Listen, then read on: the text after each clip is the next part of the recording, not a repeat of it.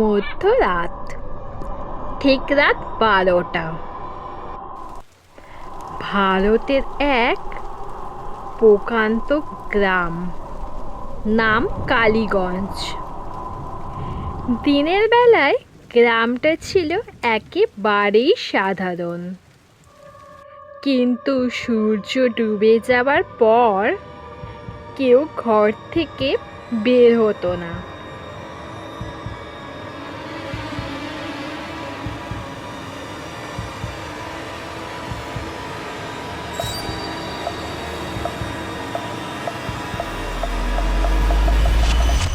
কারণ গ্রামের সবাই বিশ্বাস করত, যদি কোনো রাতের অন্ধকারে একটি বিশাল কালো কাক যদি কারোর বাড়িতে বসে পরপর 3 বার ডাকে,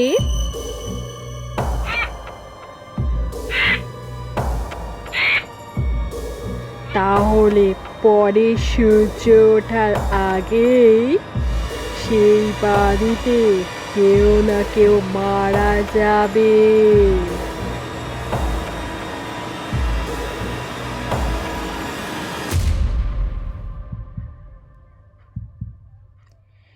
কেউ জানতো না ওই কালো কাকটা আসলে কে। ওই কালো কাকটা আসলে একটি ডাইনি, যে বহু বছর আগে কালো জাদু করতে গিয়ে ভুল মন্ত্র উচ্চারণ করেছিল, আর সেই ভুলের শাস্তি হিসেবে সে চিরদিনের জন্য একটি কালো কাকের রূপে অভিশপ্ত হয়ে যায়।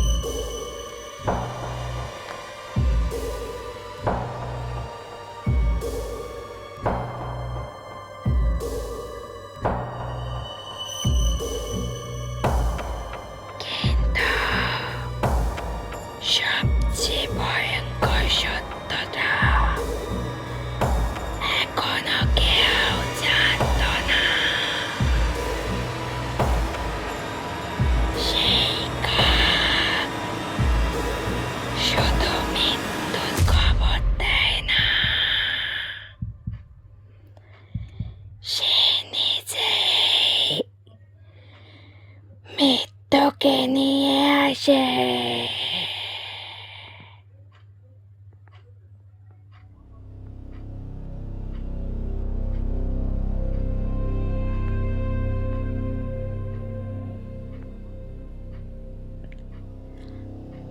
আর সেই রাতেই গ্রামের এক প্রান্তে একটি পুরনো বাড়ির ছাদে নিস্তব্ধ এবং নিঃশব্দে এসে বসল সেই মৃত্যুদূত কালো কাক।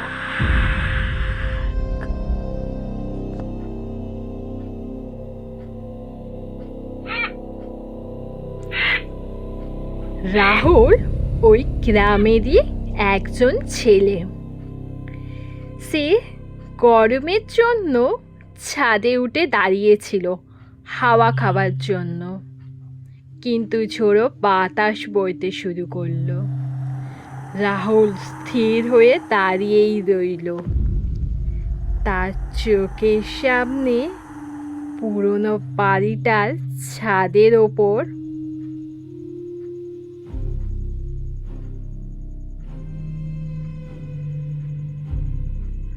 কালো কাক ডাকছে। অন্ধকারের মধ্যে সে স্পষ্ট দেখতে পেল একটি অস্বাভাবিক বড় কালো কাক। তার দু চোখে আগুনের মতো লাল হয়ে জ্বলছে।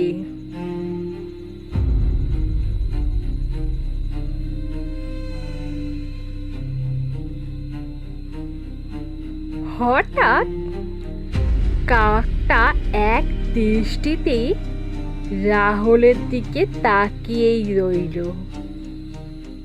তারপর টানা ঝাপটিয়ে ছাদের এক প্রান্ত থেকে অন্য প্রান্তে সরে গেল।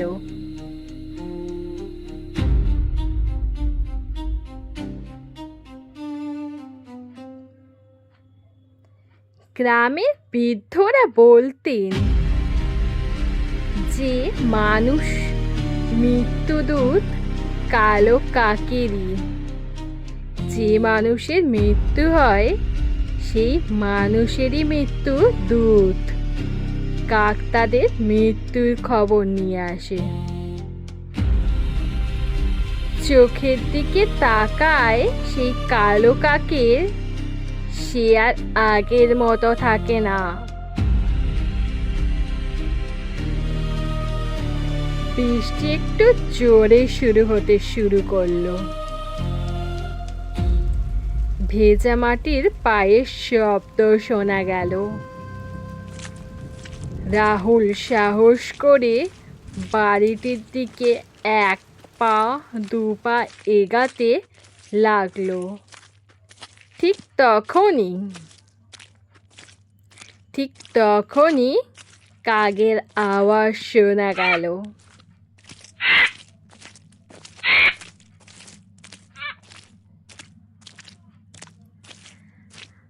আর সেই মুহূর্তে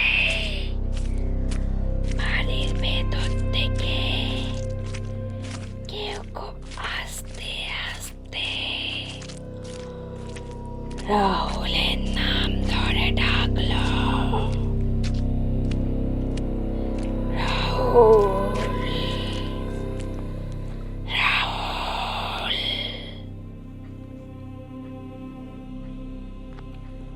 পুরনো দরজাটা ধীরে ধীরে শব্দ করে খুলে গেল। বাতাসের শব্দ ভেসে এলো। রাহুল কয়েক মুহূর্ত স্থির হয়ে দাঁড়িয়ে রইল। তার বুকের ভেতর ধক ধক করছে হৃৎপিণ্ডের শব্দ। সে নিজের কানেই নিজের হৃৎপিণ্ডের শব্দ শুনতে পারছিল। সে বাড়ির ভেতরে অন্ধকারে ঢুকতেই যেন আলোয় বাড়ির ভেতরটা ঢুকছে কিনা দেখতে পেল, কিন্তু বাড়ির মধ্যে কোনো আলোই ছিল না। সে ভেতরে ঢুকে গেল। রাহুল দেখতে পেল ভেজা মাটির ওপর কারোর খালি পায়ের ছাপ। ভেজা মাটির ওপর কারোর খালি পায়ের ছাপ দেখে রাহুল স্তব্ধ হয়ে গেল। ধীরে ধীরে পায়ের ছাপের শব্দ শোনা গেল। কিন্তু এই বাড়িতে তো কারোর থাকার কথা নয়। দূরে কালো কাকের ডাক শোনা গেল।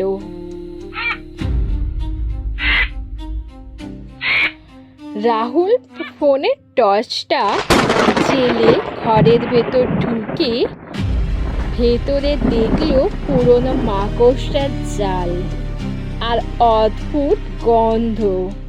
পুরনো কাঠ পচা আর ধূপের গন্ধ একসাথে মিশে আছে। জানালাগুলো বাইরের বাতাসের শব্দে খুলছে বন্ধ হচ্ছে।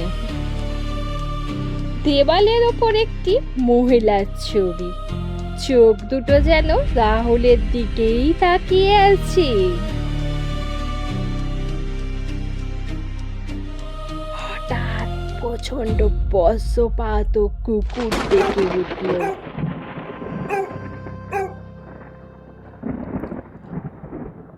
তখনই বাড়ির উপর থেকে শোনা গেল টানা ছটপটানির শব্দ, আর তারপর সেই কাকের ডাক।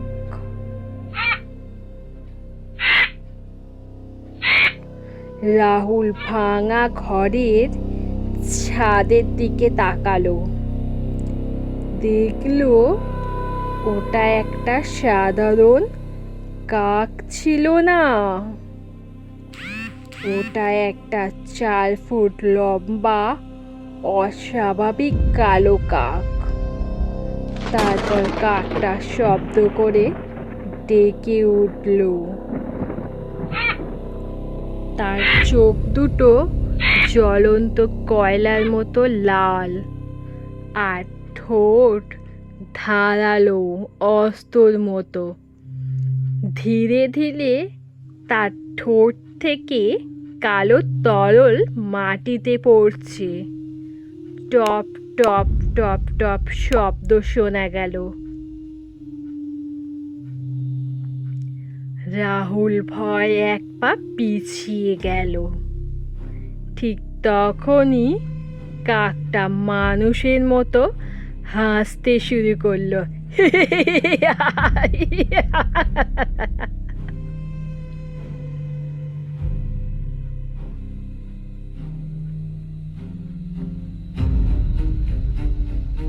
এটা কোনো কাকের হাসি ছিল না,